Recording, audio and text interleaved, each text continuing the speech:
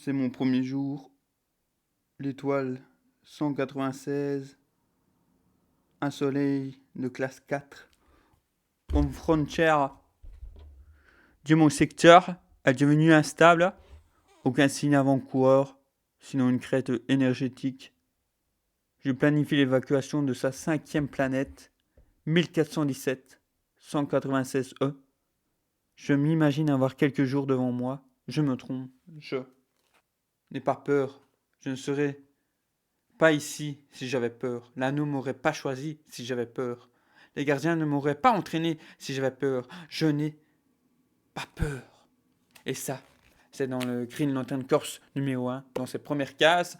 Vous l'avez donc compris, on parle Green Lantern une nouvelle fois. Donc après ce dimanche où vous avez pu voir peut-être, j'espère pour vous, mon Drakkar numéro 9 sur le corps des Green Lantern, la famille d'ici, pour ma part. Voilà, il est très rare que j'attache à des œuvres chorales, comme je le disais, parce qu'en général, la plupart des personnages n'ont pas vraiment d'importance, de pertinence dans le récit. Vous verrez que j'ai globalement apprécié, mais je vais vous en reparler de façon sans et avec spoilers. Voilà, dans quelques instants. N'oubliez pas le petit like si vous n'êtes pas encore Berserkers, ou encore un Green Lantern dans la tierce galaxie, voilà. Et on en parle tout de suite maintenant, voilà.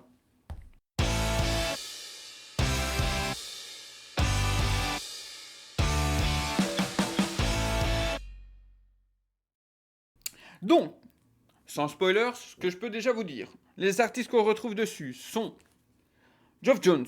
Geoff Jones à qui l'on doit la plupart des runs iconiques, notamment de l'univers d'ici, et notamment l'Air New 52, et notamment de leur Green Lantern, auquel est rattaché fortement celui-ci, ce Green Lantern Corps numéro 1. Vous verrez cela a son importance, puisque les spoils dans l'intégrale numéro 2 ici que j'ai, vous voyez bien, Sinestro, le Yellow Lantern Corps, en fait, on a la fameuse Sinestro War.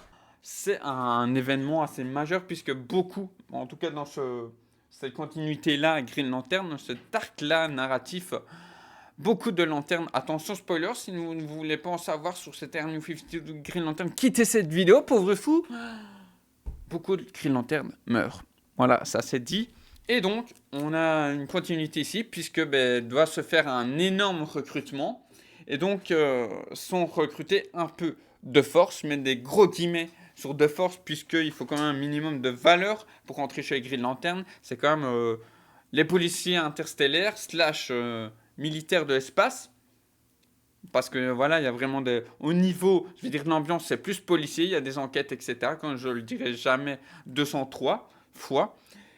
Mais dans la cohésion d'équipe, on est aussi sur un côté très corps, voilà, corps militaire, en somme, une fraternité. Quand je dis fraternité, c'est vraiment avec un grand F, puisque on a des personnages féminins. Elles n'en sont pas moins intéressantes, comme Soran Ignatu, une nouvelle fois, qui est sur la couverture. Voilà, sur la couverture, vous voyez, en gros, ça tourne autour de ces 5 personnages principaux-là.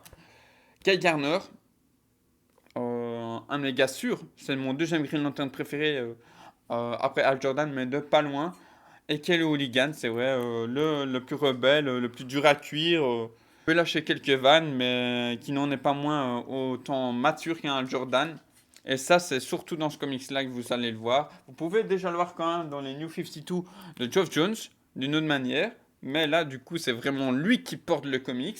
Ensuite, on a Kilowog, qui reste le Kilowog. Si vous avez vu quelques runs animés voilà, dans ses standards. Sauf que, quand on arrive vers le comics, voilà, il gagne un peu plus d'importance. Du coup, ça permet de le développer un petit peu. Lui, qui, comme on le voit dans les premières bases de Run Green Lantern, donc New 52 ou des animés, une nouvelle fois, qui est certes le gros dur à cuire, mais voilà, qu'on a sous le poitrail une nouvelle fois. Et ça, c'est vrai que c'est le genre de personnage aussi qui me parle, la grosse brute au grand cœur, comme les personnages un peu tragiques. Bon, Guy Garner, il est un peu moins tragique, ça c'est clair. Il y a encore, il y a encore. Si on va une nouvelle fois dans les New 52, son passif avec son père, lien avec les extraterrestres dont j'ai plus le nom, comme serait des dieux, mais enfin soit. Donc je le disais, Geoff Jones, voilà, pour revenir aux auteurs, Dave Gibbons. Dave Gibbons, je crois que son nom n'est pas inconnu. Mais je ne saurais plus vous dire sur quoi il a travaillé, cet homme-là.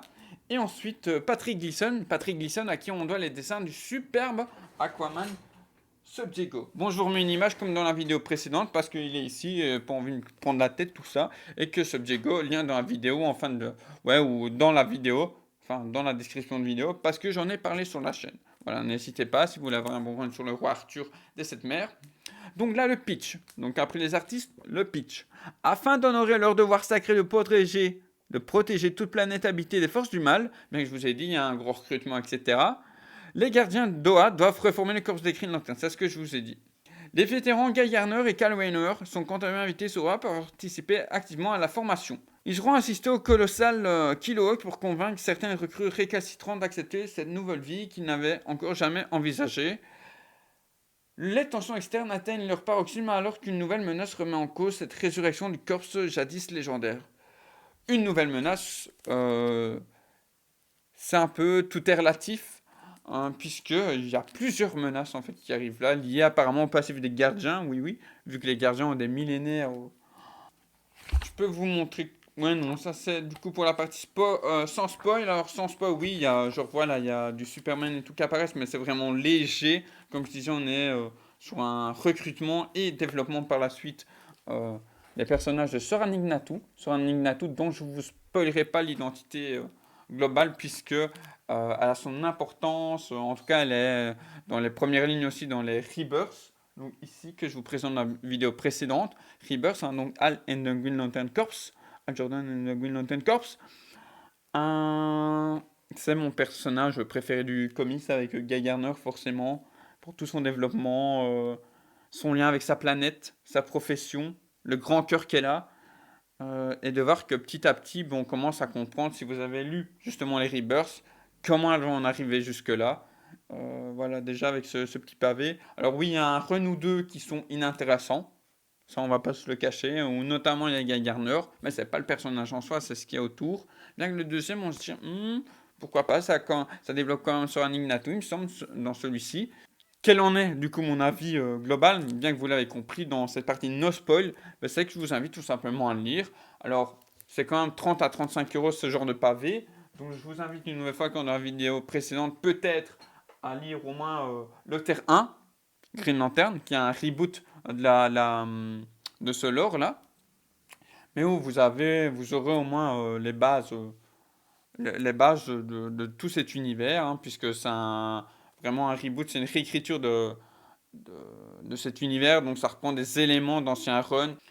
Sinon, et si vous aimez, alors vous accrochez bien, alors peut-être tenter les premiers Green Lantern Rebirth, Integral New 52, qui est aussi un pavé, ou encore Green Lantern Corps, ici. Moi, je vous laisse pour ceux qui ne voudraient pas spoiler, et je vais commencer pour ceux qui ont lu peut-être le comics et ou qui s'en foutent des spoils. Voilà. Et je vous montre tout simplement une planche que j'aime beaucoup de Patrick Gleason. Donc, comme je disais, j'avais un peu de mal parce que, j'adore, hein, moi, Patrick Gleason. Voilà, on a tous notre sensibilité. Et donc, oui, voilà, Kyle Rayner, on le voit au début, mais il est très vite parti du récit. C'est un peu plus pour planter le contexte ici. J'ai eu un peu de mal au début, parce que le contexte est quand même gros recrutement de force de personnages. Et donc, je me dis, ok, il est où le développement là-bas? Et en fait, finalement, c'est quand même une bonne base pour la suite. Notamment ici, dans ce run, on a Salak, qu'on peut voir dans la New 52. On sent quand même qu'il en a sous le coup ce personnage-là, qui a des choses à raconter avec, tant comme je disais les premiers New 52 que j'ai, ou encore les Rebirths, puisque dans les Rebirths notamment, c'est Kal Rayner qui est très mis en avant, comme Al Jordan. On n'a rien à envier aussi au développement de Guy Garner ou encore un petit peu de Kilowog. Et donc on a les deux recrues ici, que vous pouvez voir sur la couverture, les deux là ici près de ma main là, qui sont forcément au début pas très copains parce qu'en fait il y a une guerre entre leurs planètes. Je dirais les Terriens avec par rapport à l'univers de Star Trek avec des Klingons par exemple. Et eux ils vont vraiment, je trouve, avoir une belle relation qui s'installe petit à petit. Bien que voilà, par exemple dans cette phase-là, je trouve ça c'est fait un peu vite, un peu forcé. Et je trouve ça un peu dommage quand on voit que le run avec Guy Garner beaucoup plus tard, un des runs avec Guy Garner beaucoup plus tard, où on comprend qu'il prend une perme, en fait, parce que du coup, dans ces récits-là, il y a des choses qui font que, comme du coup un corps militaire, il doit rester au sein de Oa. Ouais, c'est ça, Oa et pas Mogo. Oa, donc leur planète caserne, voilà. Donc il n'a pas de permission pour pouvoir rentrer sur Terre, aller à la plage, etc. Et donc là, dans ce récit-là, ben, il en profite sur une autre planète et donc on retrouve un chasseur de primes un peu bracassé, un cassos de chasseur de primes qu'on voyait au tout début.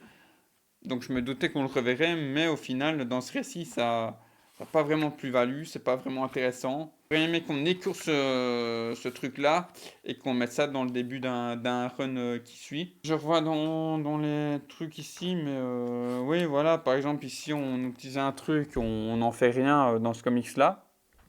Alors oui, peut-être que c'est utilisé dans le tome 2, mais là, c'est comme quand tu fais un film, un court-métrage, etc. Tout ce que tu mets dans l'œuvre doit être, doit avoir son importance dans l'œuvre même, en fait.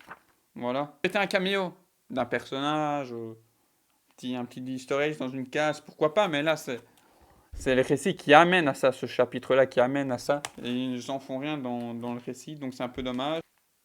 Après, je trouve qu'il y a beaucoup d'adversaires un peu qui font adversaire de chapitres. Ça aussi, c'est un peu dommage. Ça peut développer Guy Garner, ses relations avec d'autres et tout. Guy Garner qui, comme moi, a un petit faible, enfin de moi, comme moi de base, mais un petit faible pour les femmes un peu fortes, indépendantes, guerrières. Et c'est malheureusement dans ce récit-là qui suit donc celui sur la planète où il prend sa perme, où au final on lui reboot sa mémoire. Je trouve ça un peu dommage parce que par exemple ici on nous introduit le truc des cadavres, comme s'il n'y avait pas assez de lore en fait dans l'univers Green Lantern, de corpses, on nous invente encore un truc. Donc pourquoi pas. Bon, j'avoue quand même, t'es dans l'univers, les gars ils s'appellent ça cadavre. Je trouve ça dommage aussi de pas pousser le truc, c'est dans l'univers, enfin c'est dans l'espace, il y a des aliens, pousse le truc, quoi, invente un nom, invente un langage, etc. Et là, ouais, comme je disais sur Twitch la fois passée, sans être raciste, on aurait teint la peau de Guy Gardner autrement. Là, ça choquerait plus d'un, je pense. Parce que là, vraiment, au niveau de l'image, Patrick Gleason, je ne comprends pas, hein. Peut-être qu'il a dû rusher. Peut-être qu'il a dû rusher, on m'entendra peut-être mieux là. Et donc, ouais, ça fait très animal, quoi. Pas très humain, pas très Guy Gardner. Là, par exemple, là, je trouve, là où il y a des idées, pourtant, dans ce chapitre-là, voilà.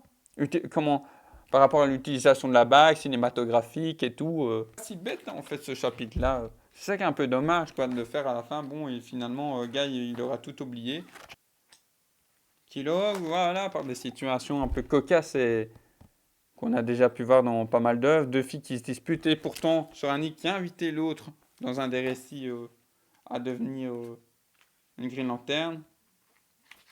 Et c'est notamment, bah, il a déjà ces petits moments de gloire, hein, Kilowog, mais c'est par ces cases-là que ça va commencer à travailler Kilowog, à le développer ici dans le comics, davantage. Donc ouais, il y a en fait l'histoire, pour ceux qui voudraient en savoir plus ici, c'est un enchaînement de morts. Forcément, comme je le dis, c'est policier, donc il y a par les morts, il y a des enquêtes, etc. Donc ce qui permet de travailler les personnages, leurs relations, les duos, voilà. Comme là, du coup, dans des enquêtes, hein, mettre deux enquêteurs ensemble sur une piste. Guy Garner qui découvre qu'il y a des morts, c'est aussi pas mal la planche, je trouve. Je me doutais déjà de qui avait fait quoi, mais le comment, ça, je ne savais pas. Et puis là, on nous remet un petit élément qu'on nous avait glissé dans une case. Donc là, c'était pas bête. Et là, ça développe Mogo. Du coup, la planète, là, ici. La planète vivante du lore. Avec son partenaire ici. Et franchement, là, j'ai apprécié. Je pense que peut-être pas pour un film, quoique c'est vrai que pour un premier film Green Lantern ou un premier gros épisode, mettre Mogo en tant qu'antagoniste, on ne le verrait pas venir parce que forcément c'est un Green Lantern, il a une voix sage. Puis ouais, il permet des petites planches sympathiques ici. Donc voilà, je sais pas si je suis ultra pertinent pour vous, mais franchement, assez satisfait. J'avais peur vraiment quand je suis arrivé sur le chapitre. Je voyais pas où il voulait en venir parce que c'était pas pertinent avec Guy quand il faisait face au gars qui venait lui chercher en brouille, le petit chasseur de primes vraiment nul, nul. Mais Guy Garner, voilà, si vous aimez Guy Garner ou souhaitez le découvrir, le redécouvrir, je pense que c'est un comics qui pourrait vous le faire apprécier. Comme je le disais dans le premier New 52, qui est certes intégral, le premier New 52, très centré sur Al Jordan, ce qui fait que ben, moi j'ai beaucoup aimé, mais n'en oublie pas ces autres personnages. Gleason qui s'amuse quand même avec le choix de cadrage, le montage. Pas les plus belles planches, hein, je ne dis pas, mais moi j'apprécie vraiment le trait Gleason, quoi. Donc non, comme je le disais plus tôt, bah là pour le coup, ouais, je suis curieux de lire la suite Green Lantern Corps tome 2. Donc là on est en avril, Green Lantern Corps tome 2, bah, ça arrivera le mois prochain. Peut-être avec un Daredevil aussi. N'oubliez pas de commenter, ça m'intéresse d'avoir votre avis dans l'espace commentaire. Si vous êtes encore là à la fin de cette vidéo, de me dire si vous avez lu du Green Lantern, pas du tout, votre rapport à cette saga, à ce lore, à cette famille d'ici. Et moi, je vous fais plein de bisous et je vous dis à la prochaine pour la review. Si vous me suivez en temps normal sur la chaîne, jeudi pour parler du Batman Forever. Hein. Ouais, je vais me faire du mal.